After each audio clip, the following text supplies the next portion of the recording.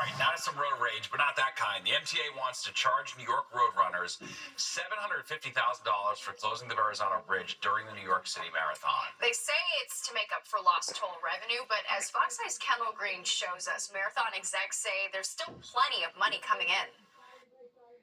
Runners spending months in preparation for the world-famous TCS New York City Marathon may be caught in the middle of negotiations between the MTA and organizers of the marathon.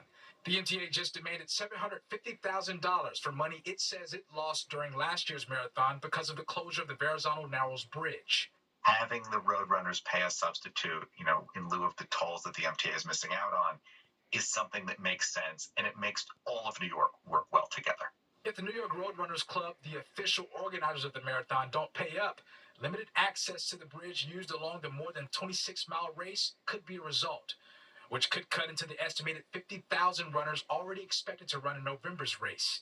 NYRR made a statement regarding the $750,000 demand, saying in part, quote, "We remain willing to negotiate, but any resolution should reflect the significant value the MTA derives from the marathon, including the increased ridership over marathon weekend." The marathon organizers touted their economic impact from the race, reporting an estimated $427 million boost to New York City's tourism and tax revenue. The fact that the marathon brings people into the city and brings people onto the subway, is part of that picture, absolutely, but it's not the complete picture. The MTA released a statement partly saying, quote, "Taxpayers cannot be expected to subsidize a wealthy non-government organization like the New York Roadrunners to the tune of $750,000. Now, last year, the New York Roadrunners Club put more than $150,000 toward the cost of shutting down the Verrazano Narrows Bridge, and they argued an additional $600,000 is an unaccounted for cost. Kendall Green, Fox 5 News. Yeah. I feel like there's going to be a lot of pushback on that one. Sure.